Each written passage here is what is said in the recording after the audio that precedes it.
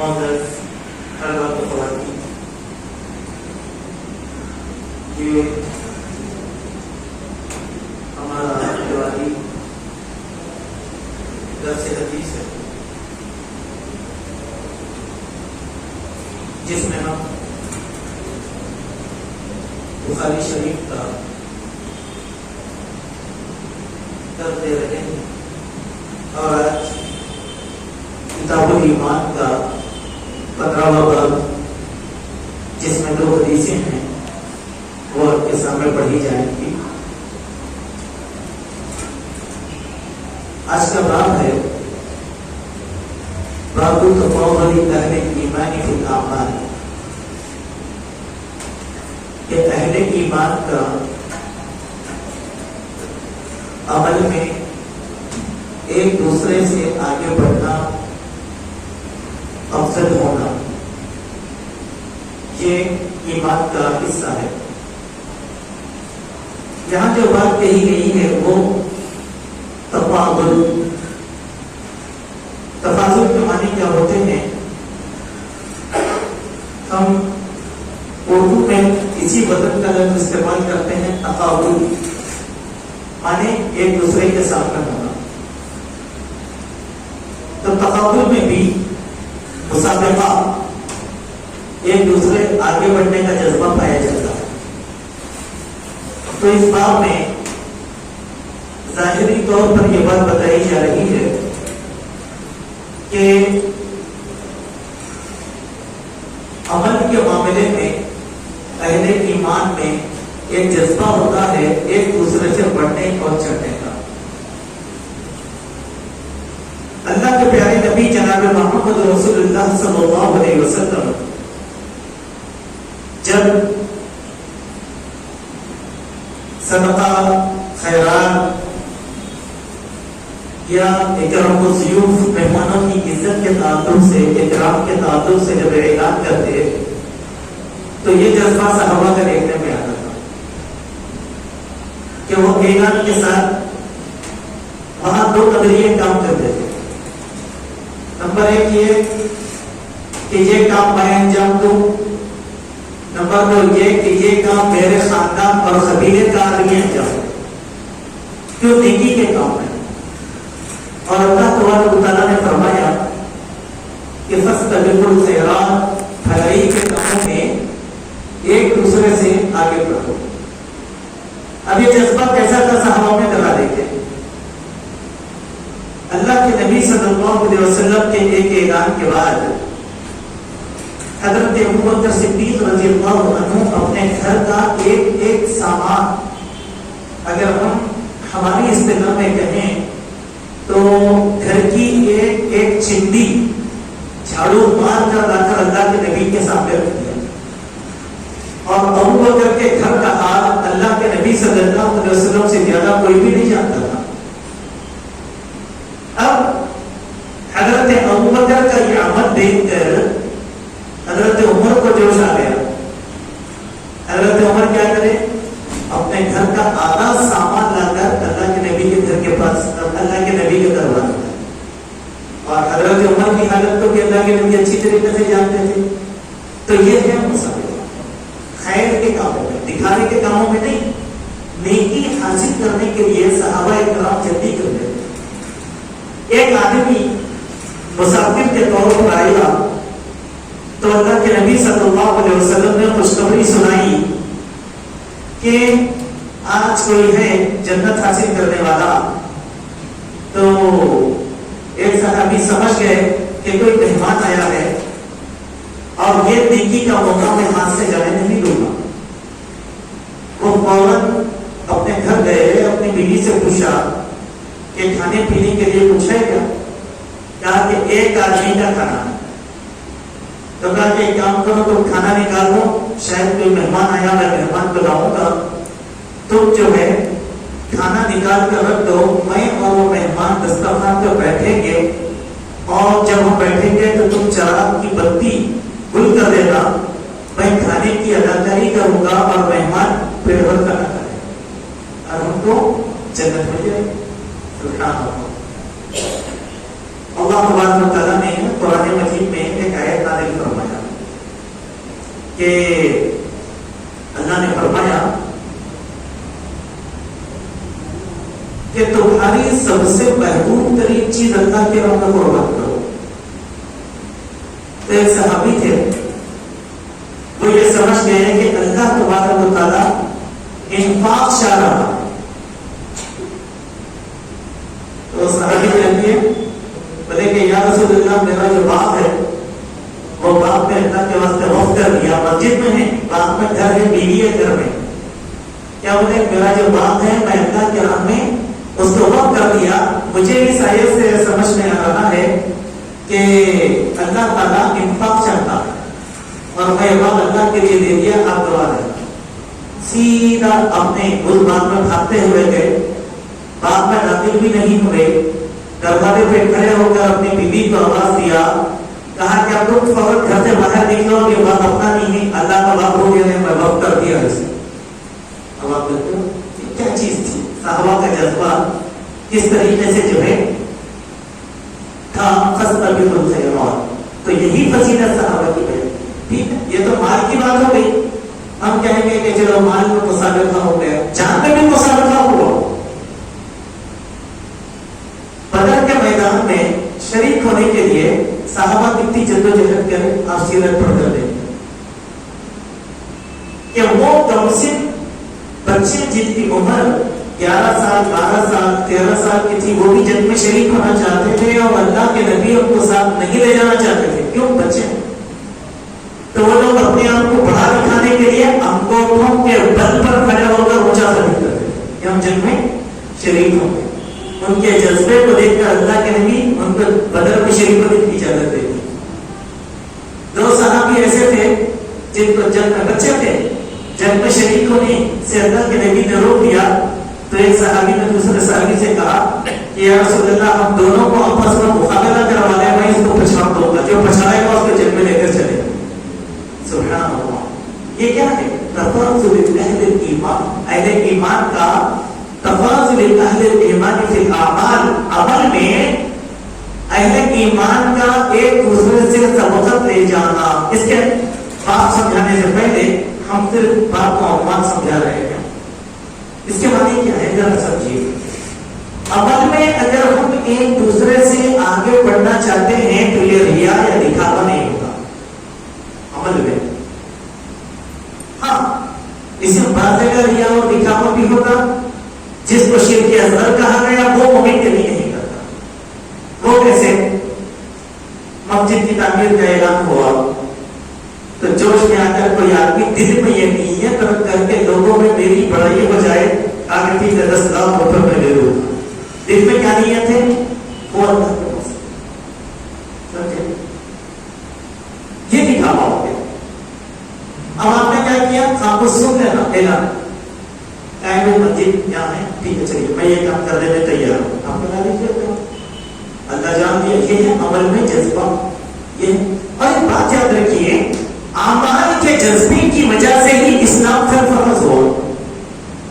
عمل میں اگر جذبہ نہیں ہے تو یہ سرفرازی نہیں ہوتی. اسی لیے صحابہ کی شان جو قرآن میں بیان کی گئی ہے وہ کیا ہے؟ وَيُؤْثِرُونَ عَلَىٰ أَنفُسِهِمْ وَلَوْ كَانَ بِهِمْ خَصَاصَةٌ. صحابہ کو اپنی ضرورت جتنی ہی رہے، حاجت جتنی ہی رہے، لیکن وہ دوسروں پر قربانی دینے کا جذبہ رکھا کرتے تھے. سبحان اللہ. اب یہی عمل پر مسابقت کا جو جذبہ ہے آج ہمارے پاس کم پایا جاتا ہے. اسی لیے ہمارے ایمان کی کیفیت بھی بہت کم ہے.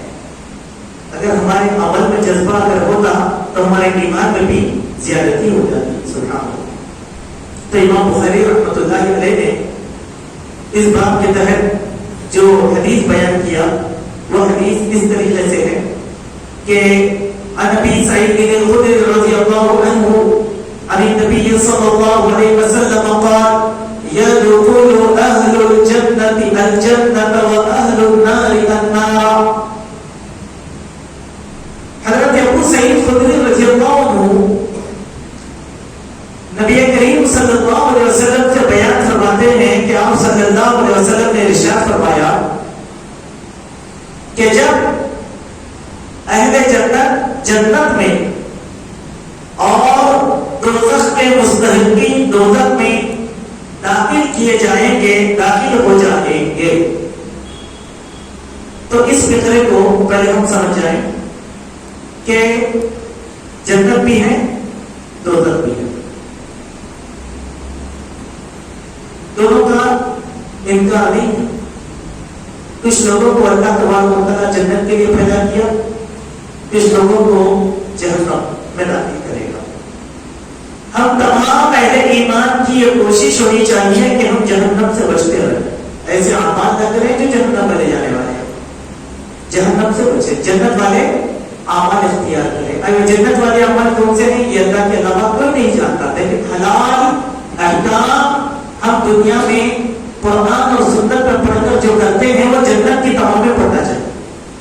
نماز پڑھیں تو یہ سوچ کر پڑھیں کہ مجھے جنت چاہیے، صدقہ کریں تو یقین کے ساتھ کریں کہ مجھے جنت چاہیے. اس اشتہا میں، اس خواہش میں ہم عمل کریں کہ مجھے جنت چاہیے. اب جنت کس کو دے، جہنم کس کو دے، یہ اللہ کے علاوہ کوئی نہیں جانتا، کیونکہ اللہ نے فرمایا ایک اور حدیث میں ہے یا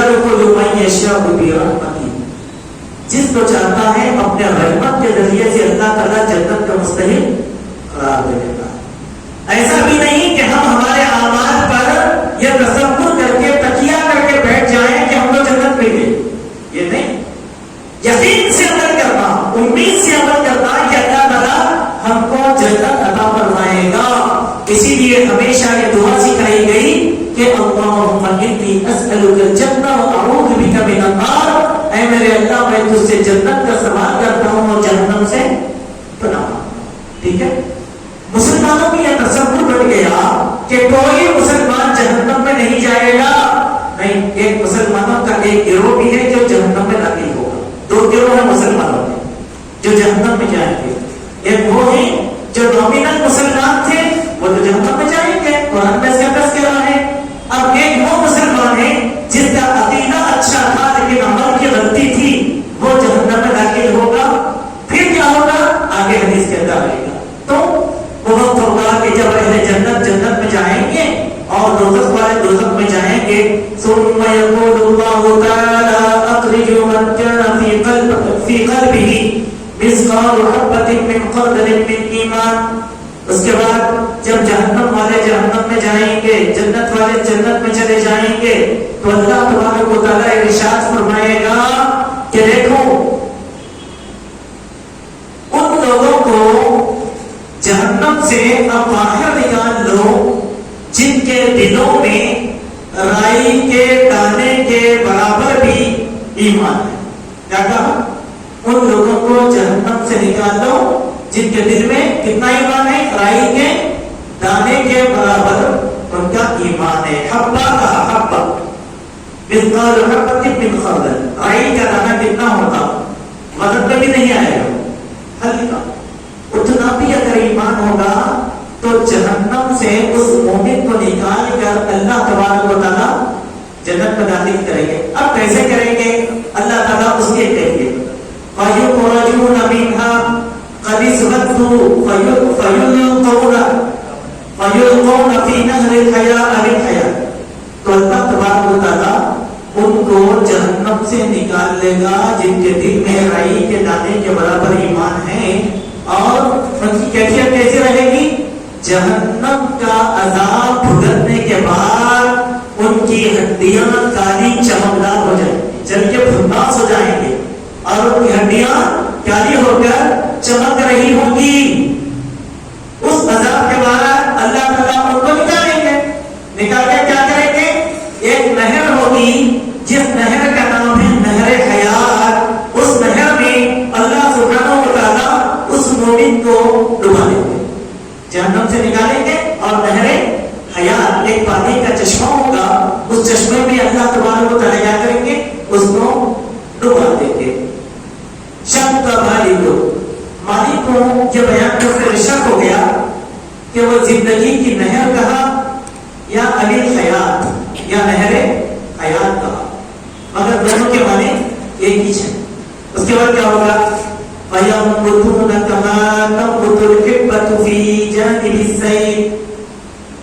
فرمایا کہ کیا تم نے نہیں دیکھا دانے کو کہ وہ دانا کس طریقے سے جنم لیتا ہے؟ گیلی نہر کے کنارے ایک نہر ہے جس کے اندر کچا کچا ہے اور آپ نے وہاں پر دانا ڈال دیا، تو وہ دانا ڈالنے کے بعد کیا ہوگا؟ وہ دانا کچھ دیر کے بعد، کچھ دن کے بعد پھوٹ کر اس سے ایک اوپر نکل گیا۔ سبحان اللہ۔ تو اللہ تعالیٰ کیا کریں گے؟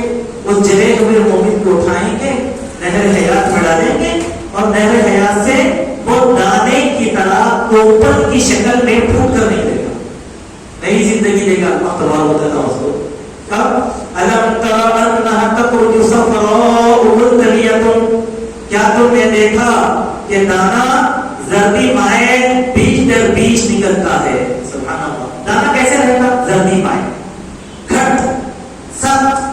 آپ اس کو پھیر دیے، پھیرنے کے بعد جب وہ ٹوپل بن کے نکلتا ہے، پودا بن کر نکلتا ہے، تو ایک دانا جا کر دانے دانے بن کر نکل جاتا ہے۔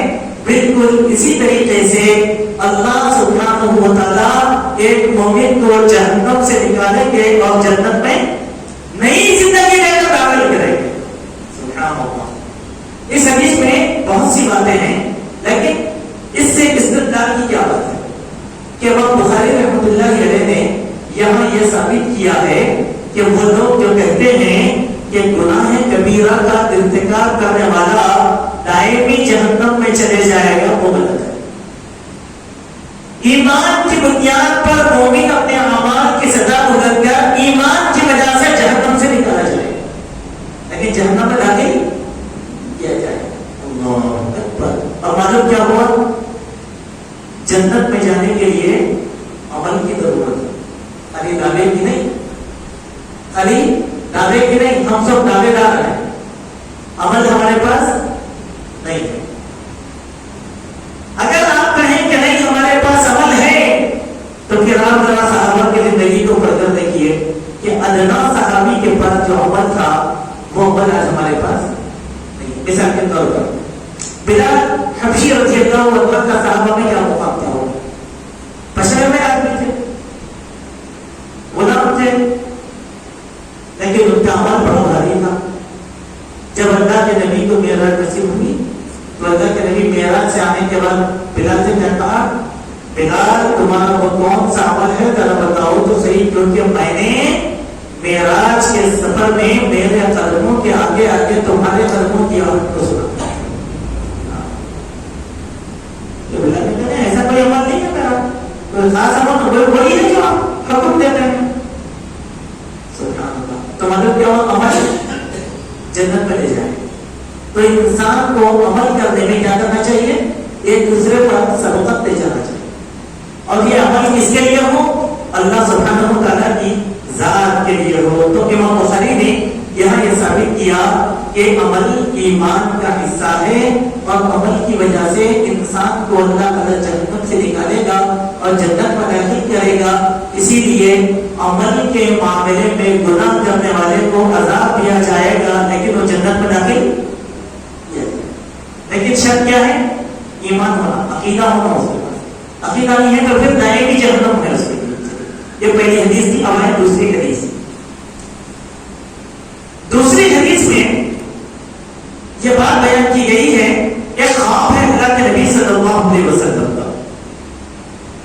اس حدیث کے راوی حضرت ابو سعید خدری ہی ہیں، اور وہ بیان فرماتے ہیں کہ قال رسول اللہ صلی اللہ علیہ وسلم بین انا نائم رأیت الناس یعرضون علیہا وعلیہم قبض۔ اللہ کے نبی نے کہا کہ ایک وقت، ایک رات کی بات ہے، ایک وقت کی بات ہے کہ میں سو رہا تھا، تو میں نے خواب میں دیکھا کہ لوگ میرے سامنے پیش کیے جا رہے ہیں اور وہ قمیص پہنے ہوئے ہیں۔ سبحان اللہ۔ وہ کیا پہنے ہوئے ہیں لوگ؟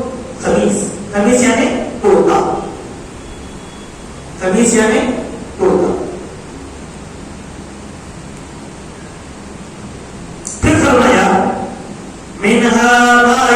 السریہ،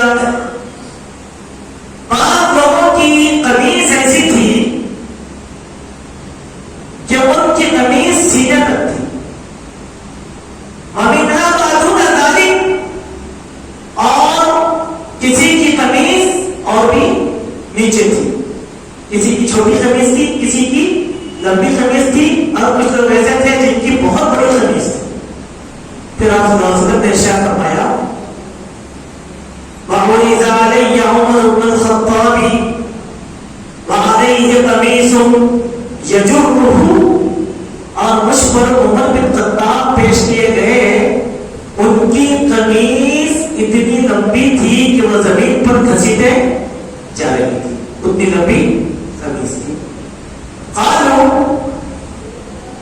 فما أولت ذلك يا رسول اللہ، یا رسول اللہ آپ نے جو خواب دیکھا اس خواب کی تعبیر کیا ہے، آپ تعبیر بیان کیجیے۔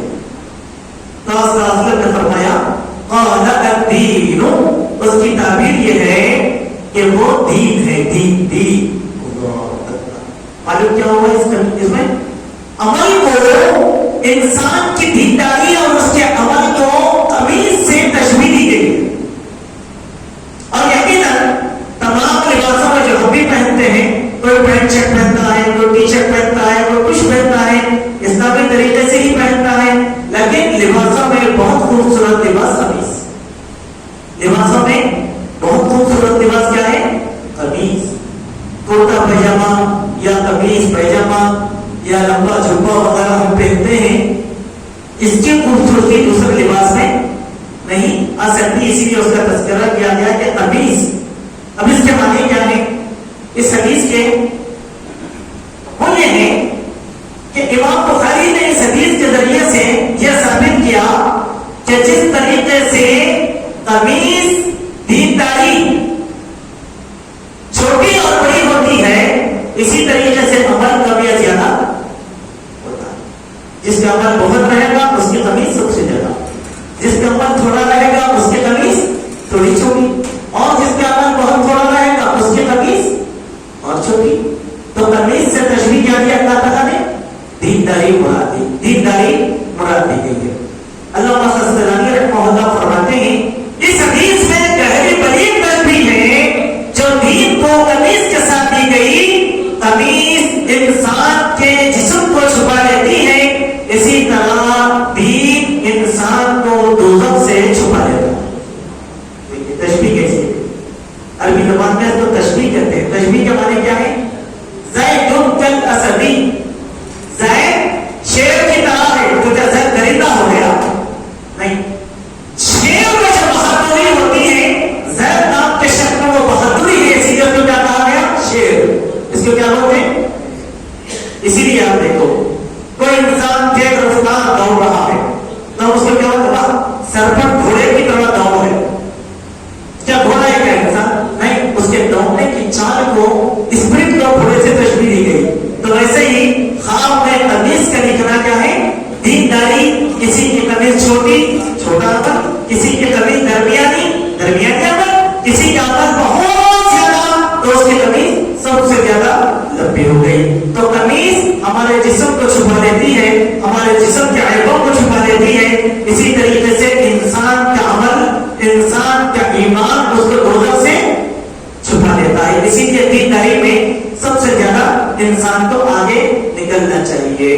ٹھیک ہے، بعض اہل علم نے کہا اس کی تعبیر یہ ہے کہ خواب میں قمیص دیکھنا دینداری کی علامت ہے، اور اپنی قمیص کو کبھی گھسیٹتے ہوئے دیکھنا اس بات کی علامت ہے کہ مرنے کے بعد بھی اس کے دینی اثرات تاثیر باقی رہنے والے ہیں۔ اسی لیے حضرت عمر کی زندگی کو اللہ کے نبی نے مثال بتایا کہ خلافت راشدہ کا انقلاب حضرت عمر کے زمانے سے ہوا۔ حضرت عمر بن الخطاب پڑھ کر دیکھیے کتنی فضیلت تھی حضرت عمر کی، ان کی دینداری کی۔ اللہ کے نبی نے ان کی فضیلت میں پہلی بار کیا کہا کہ اگر میرے بعد نبوت کا سلسلہ جاری ہوتا تو عمر نبی بنائے جاتے۔ اتنی دینداری اور اتنی بصیرت اور بصارت حضرت عمر میں تھی۔ نمبر 2، خلافت راشدہ میں 10 سال تک حضرت عمر نے خلافت کی۔ اس 10 سال میں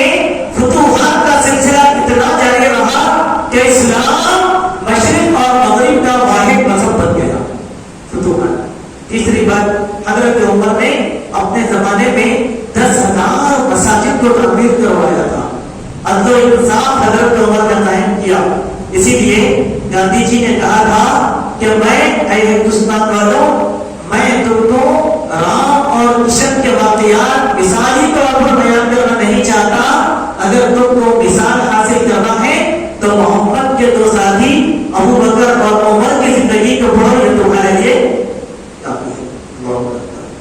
اور حضرت عمر کی زندگی تو آج بھی اغیار کے واسطے بڑی مثالی ہے. وہ لوگ ان کی زندگی کی مثال دیتے ہیں. اس میں حضرت عمر رضی اللہ عنہ کی فضیلت بیان کی گئی ہے. ٹھیک ہے. اب وہ لوگ یقینی طور پر صحابہ کرام کے دشمن ہیں، حضرت عمر کو گالی دیتے ہیں. اہل کشی حضرت عمر کو برا بولتے ہیں تو وہ کیا ہے؟ استاد صحابہ. جبکہ احادیث میں حضرت عمر کی شان بیان کی گئی ہے. دین کے ایک واقعہ میں آپ کو سناتا ہوں، بڑا پیارا بات ہے. حضرت ابو بکر ایک فیصلہ کرے، تو صحابہ ہے بولے کہ ہم کو اللہ کے نبی نے زمین دیے تھے، بنجر ہے، اس میں کچھ بھی اگلا نہیں پیکرا نہیں. اب اچھی زمین آپ کے پاس آئی، ہم یہ چاہتے ہیں کہ زمین کو لے لیجیے اور آپ ہم دونوں کے لیے درجے زمین کو الاٹ کر دیجیے. حضرت عمر کیا بولے کہ عمر بھی ہے نا عمر ہے تو مشورہ کرتا تھا. تو تھوڑا جذبات میں بولے کہ نہیں آپ فیصلہ دیجیے، ہم حضرت عمر کے پاس چلے جاتے ہیں. تو حضرت عمر کیا کرے، ان دونوں کے نام پہ ایک زمین الاٹ کر کے بولے کہ جب جا کے عمر کو یہ پڑھا کے عمر کے دستخط لے کے ہو. تو وہ دونوں لوگ گئے، جا کے کیا کرے، حضرت عمر جو ہے اپنے اونٹ کو جو ہے آگ لگا رہے تھے. تارکو ان کے ہاتھ جو ہے کیمیکل میں بھیگے ہوئے تھے.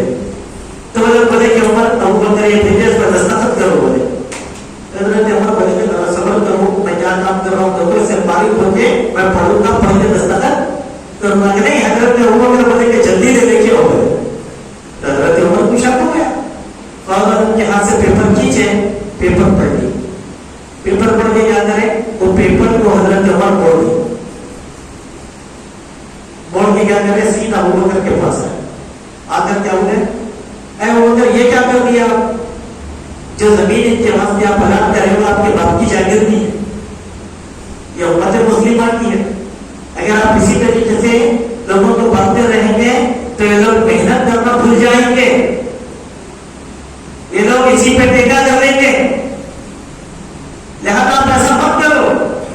ان لوگوں کو ڈانٹ کر بولے اللہ کے نبی رحیم اور شفیق تھے، آپ نے دے دیا، جب اللہ کے نبی کی عنایت پہ اکتفا کرو، ایسی بھیک مانی چلے مت کرو. ڈانٹ دیا تو حضرت ابو بکر ناراض نہیں ہوئے، حضرت عمر کو گلے لگا کر بولے اسی لیے عمر میں تم کو بنا تھا، میری جگہ خلیفہ تم بولو. سبحان اللہ، یہ بصیرت کی بات. حضرت عمر کا مقام امت مسلمہ میں بہت اونچا ہے. ابو بکر کے بعد کون ہے؟ ابو بکر کے بعد ملت اسلامیہ کا نور حضرت عمر بن خطاب رضی اللہ عنہ ہے. اب باب نمبر 16، یہ بڑا پیارا باب ہے. ایک حدیث اس میں ہے اور یہ حدیث بہت سمجھنے کی ہے. اگر ہم یہ حدیث سمجھ جائیں گے تو یقینی طور پر ہمارا ایمان بہت بڑھے گا، ورنہ ہم اپنے ایمان کا جائزہ لینے کی کوشش کریں. امام بخاری نے فرمایا اس حدیث میں، اس باب میں، باب الحیاء من الایمان، اس بات کا باب کہ حیا ایمان کا حصہ ہے. اللہ اکبر. جب حیا ایمان کا حصہ ہے تو حیا کیا ہے؟ حیا سمجھنا بہت ضروری ہے، جس کا تعلق ایمان سے ہے. حیا کے معنی ہم لوگ کیا سمجھتے ہیں؟ محدود. کوئی آدمی گالی گلوچ کرا تو ہم بولتے تھے بے حیا ہے. کوئی آدمی لڑائی جھگڑا کرا تو ہم بولتے کہ یہ بے حیا ہے. کوئی آدمی ننگے کپڑے پہن کر آیا تو ہم بولتے کہ بے حیا ہے.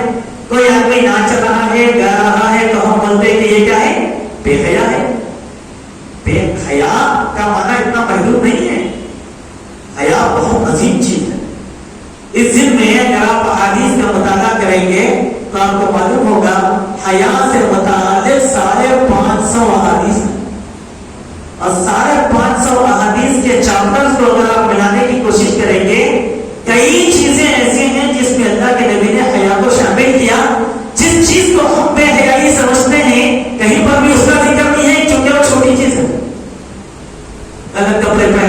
لیا گالیاں یہ چھوٹی چیز ہے، لیکن حیا بہت بڑی چیز ہے چونکہ ایمان کی بات ہے.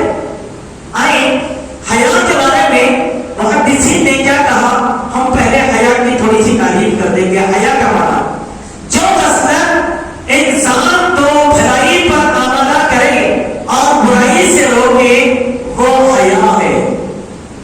اللہ اکبر، کیا پیاری تعریف کرے محدثین. ایسی عادت، ایسی فطرت انسان کو بھلائی پر آمادہ کرنا اور برائی سے روکنا. حیا کی حقیقت یہ ہے کہ انسان برائی کی نسبت اپنے آپ کے ساتھ ہونے سے ڈرے. نہ کوئی بھائی نے میرے ساتھ برائی نہیں ہوگا، کیونکہ مومن مثال ہے نا، مومن مثال ہے نا. کوئی آدمی غلط کر دیا، اگر نہیں وہ بھائی یہ چیزیں نہیں لیتا، کیوں؟ یہ غلط پہ اللہ میرے اوپر نہیں آتا. بات ہو گئی، آپ ہمارا تو نہیں رکھتے ہو، کیوں نہیں ہو سکتا، ہم سے نہیں ہو سکتا. وہ کیوں بولے بھائی حیا ہے ان کے پاس. بات بتائیے نہیں ہے، اس کی یوٹیلائز کر لیے، استعمال کر لیے، وہ کرے بعد میں نہیں ہے وغیرہ وغیرہ وغیرہ، لوگوں کا مال ڈبا دیے، کر دیے بڑے بڑے لوگ، وہ حیا کے خلاف ہے. ٹھیک ہے. اسی طریقے سے آپ دیکھیں کہ حرام امور میں حیا کرنا واجب ہے اور مکروہات میں حیا کو ہمیشہ مد نظر رکھنا چاہیے. حرام امور اللہ تعالیٰ نے جتنے چیزیں حرام کیا ہے، کسی بھی ایک حرام کو اختیار کرنا بے حیائی ہے. ناچ کرنا دور کی بات ہے، سود کھا رہے ہیں بے حیائی کر رہے، خالی حرام نہیں بلکہ بے حیائی کر رہے. شراب پی رہے ہیں بے حیائی، منشیات کا استعمال کر رہے ہیں یہ کیا ہے؟ بے حیائی. زنا کر رہے ہیں بے حیائی. اللہ اکبر، یہ سب حیا کے وہ حرام امور جس کو اللہ، اسی لیے جو ہے صاحب محمود الغفاری کہا کرتے تھے کہ تم لوگ عجیب لوگ ہو، ہم لوگوں سے حلال کے بارے میں سوال کرتے ہو لیکن ہم اللہ کے نبی سے حرام کے بارے میں سوال کیا کرتے تھے. حرام کیا ہے بتا دیجیے، بچوں کے بچے سب چیزیں حلال ہو جاتی. کیوں؟ حرام کا اختیار کرنا بے حیائی ہے، بے حیائی. دیکھو حیا کا معنی کتنا بڑا ہے. جیسے شرعی مسائل میں بیان کرنے میں حیا اختیار کرنا. بعض انسان کو ذاتی طور پر تو نفسانی مسائل پیش آتے. اب میں مجلس میں بیٹھا، آپ بحیثیت سامع کے مجھ سے سوال کر رہے اور وہ سوال فحش، گندا، بد اخلاقی کا سوال ہے. آپ کیا کر رہے ہیں؟ سوال کرتے رہے. اب کتنے لوگوں کو یہ معلوم نہیں تھا، معلوم ہوا کیا نہیں ہوا. آپ کا سوال کرنا میرے سے حق ہے. ہر سوال مجلس میں نہیں کیا جاتا، آپ پرسنل کریں مجھ سے سوال. اور میں آپ کو پرسنل جو حضرت حضرت تحریر رضی اللہ عنہ کو ایک نفسانی مسئلہ پیش ہے، بڑا اہم تھا. تو وہ اللہ کے نبی سے سوال کرنا چاہتے تھے لیکن اللہ کے نبی سے شرماتے تھے، کیونکہ نبی کے داماد تھے نا، نبی کیا سمجھیں گے. تو ایک دوست کو بلا، بغداد ابن اسود کو بلا کر بولے تم جاؤ اللہ کے نبی سے یہ سوال کر کے جواب لے کے آگے بولو. حضرت علی کا وہ جو امت تھا کیا وہ شرعی تھا؟ نہیں، وہ حیا کا امت تھا. حیا کی بات. ایک مرتبہ حضرت اللہ کے نبی اپنے گھر میں بیٹھے تھے تو اتنے میں اللہ کے نبی کو خبر دی گئی کہ آپ سے ملاقات کے لیے ابو بکر رہے ہیں. تو اللہ کے نبی کو بلا لو. لیٹے ہوئے تھے اللہ کے نبی. پھر تھوڑی دیر کے بعد آیا کر بولے آپ سے ملاقات کے لیے عمر آئے. تو اور جلیل القدر بڑے بڑے صحابہ آئے. اللہ کے نبی بدستور لیتے رہے، اٹھے نہیں بلکہ بلا لو. پھر اللہ کے نبی صلی اللہ علیہ وسلم کو خبر دی گئی کہ آپ سے ملاقات کے لیے عثمان آئے.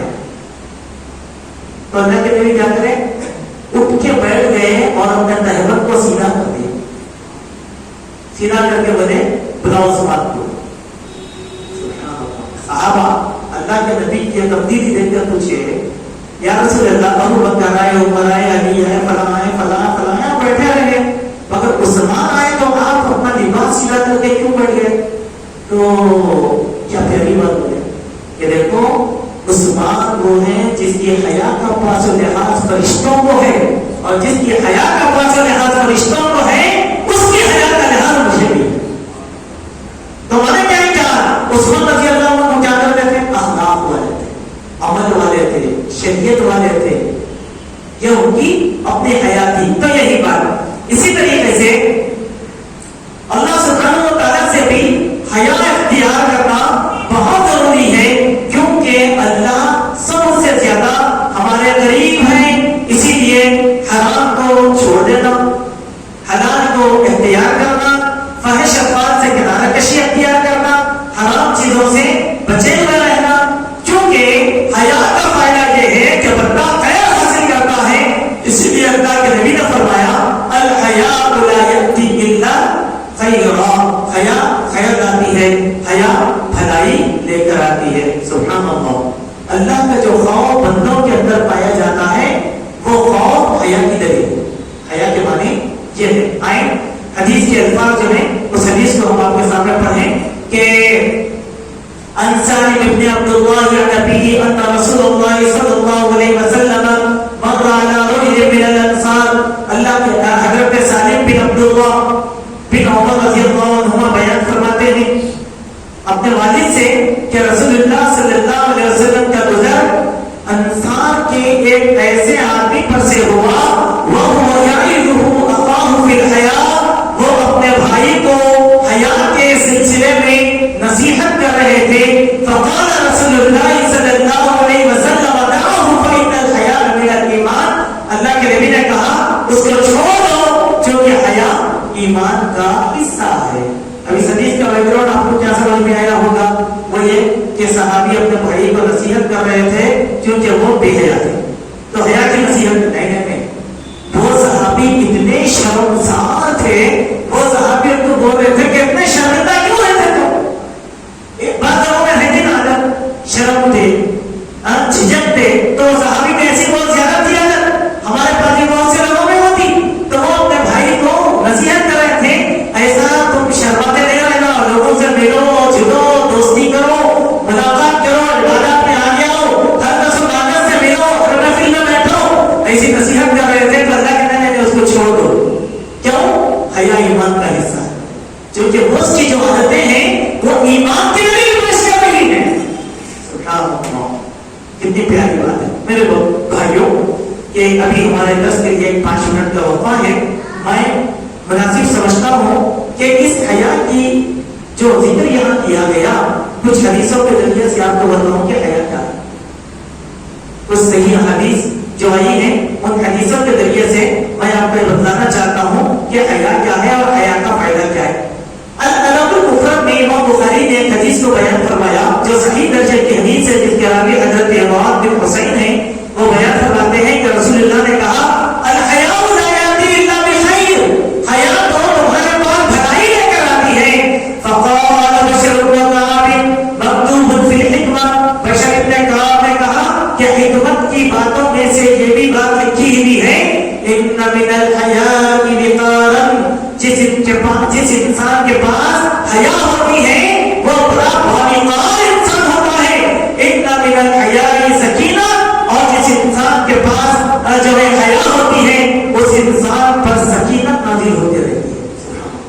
جس کا حیا ہے وہ ارے ایسا ہوا میں جانتا ہوں میرے کو سے کوئی جو ہوتا نہیں خلاص اس کا لکھا ہے. ہم بولتے ہیں ارے وہ فلاں آدمی, نہیں وہ آدمی مسئلے میں نہیں آئے گا, وہ آتا ہی نہیں آدمی. یہ کیا ہے؟ وقار, جو آپ کے دل میں بھی ہے اس کا اور میرے دل میں بھی. سکینت کے معنی کیا ہے؟ حالات کتنے ہی بگڑ جائیں گے وہ آپ کو بولے گا کہ جو ہوگا دیکھا جائے گا, چلو اللہ تو ہوگا. سبحان اللہ. یہ کیسے ملتی ہے چیز حیا؟ اب یہ دونوں باتوں کو سامنے رکھیے, رکھ کر دیکھیے. ہمارے پاس بہت دیندار لوگ ہوتے ہیں لیکن ان کا وقار نہیں ہوتا.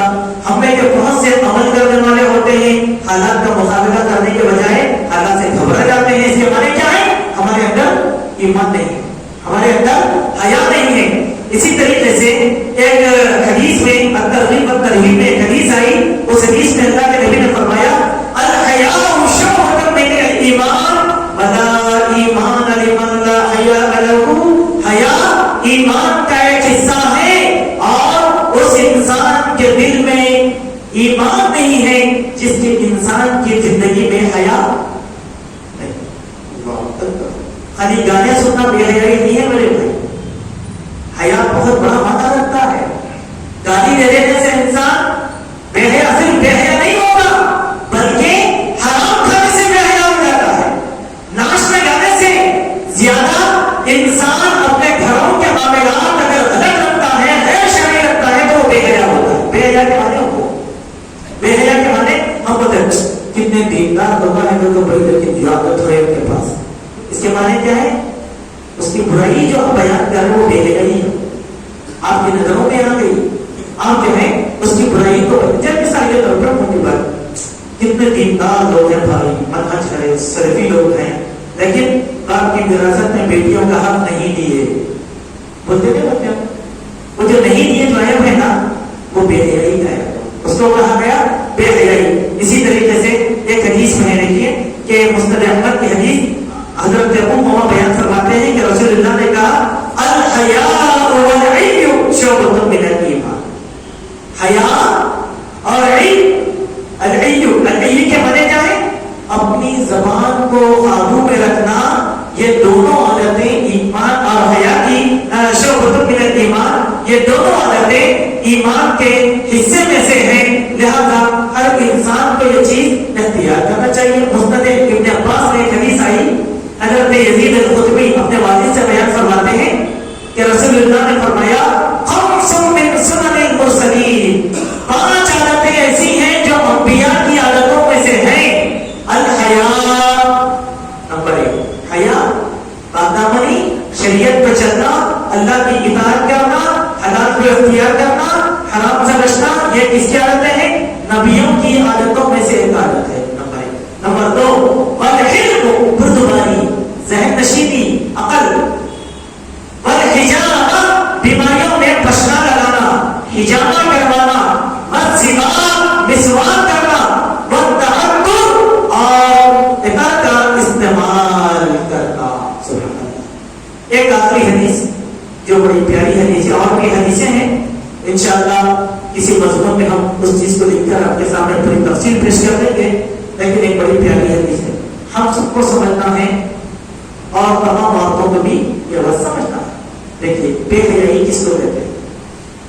اس حدیث کو بیان کیا گیا. حضرت ابو ہریرہ اس حدیث کے راوی ہیں اور یہ نسائی میں اور مسند احمد میں یہ حدیث آئی کہ رسول اللہ نے فرمایا استحیوا من اللہ حق الحیا.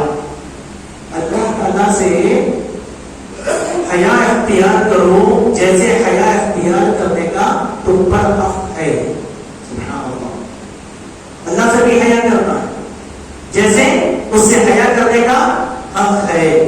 لا تأتوا النساء في أدبارهن. میں اس کا ترجمہ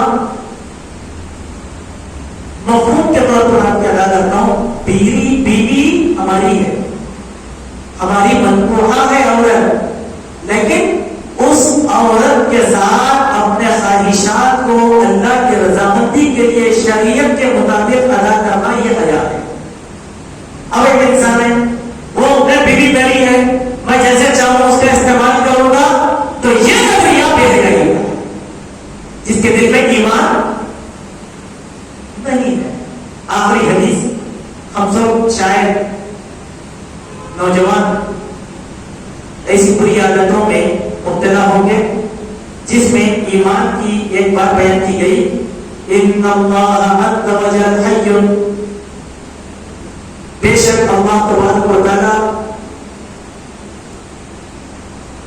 حی ہے حیادار ہے اور وہ یحب الحیا والستر وہ اللہ تعالی حیا کو پسند کرتا ہے اور پردہ پوشی کو پسند کرتا ہے. اب پردہ پوشی کے معنی کیا ہوں گے سمجھیں کہ اگر ایک عورت غیر محرموں کے آگے بے پردہ نکلتی ہے تو وہ بے حیائی کر رہی ہے. نمبر 2 حدیث میں اور ایک بات آئی اگر کوئی آدمی سرے راہ بغیر کسی در و دیوار اور حمام کے دروازے کے ننگا غسل کر رہا ہے وہ آدمی کیا ہے؟ بے حیا.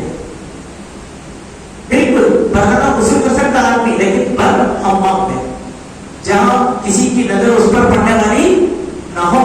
اب آپ سوئمنگ پول میں چلے جا رہے ہیں, کپڑے اتار کے غسل کر رہے ہیں, بے حیائی. یہ کھلی بے حیائی ہے. اسی طریقے سے بوندی کے پاس, نل کے پاس کھڑے ہو کر راستے میں ہمارے پاس چلا کر نل کے پاس نہاتے تھے لوگ, آئے اپنی بکری کا لیے روڈ کے اوپر کر کے نہا لے رہے ہیں. یہ کیا ہے؟ بے حیائی ہے. تیسری بات, ستر کے معنی کیا ہے؟ کسی کے عیبوں کو پردہ ڈال کے رکھنا یہ ستر ہے. کسی کے عیبوں کو باہر نکالنا بے حیائی ہے. اب آپ بولے ارے نہیں بھائی آپ ان کے بارے میں بولے, ہم سے پوچھو آپ بولتے ہیں اس کی کیا کیا برائیاں ہیں. ارے جس برائی پہ اللہ کا پردہ ڈالا تھا, آپ برائی نکالنے والے کون ہیں؟ جو آدمی غیبت کرتا ہے, چغلخوری کرتا ہے, پیٹھ پیچھے برائی بیان کرتا ہے, تو وہ کیا کر رہا ہے؟ بے حیائی کر رہا. وہ آدمی کے ایمان نہیں ہے, حیا نہیں ہے, حیا کے خلاف نہیں ہے. تو اسی لیے اللہ کے نبی نے کیا کہا؟ الحیاء من الایمان, حیا ایمان کا حصہ ہے. اللہ تبارک و تعالیٰ سے دعا ہے اللہ سبحانہ و تعالیٰ ہم سب کو حسن عمل کی توفیق عطا فرمائے. اللہ تعالیٰ ہمارے ایمان کو سالم رکھے, جب تک اللہ زندہ رکھے اسلام پر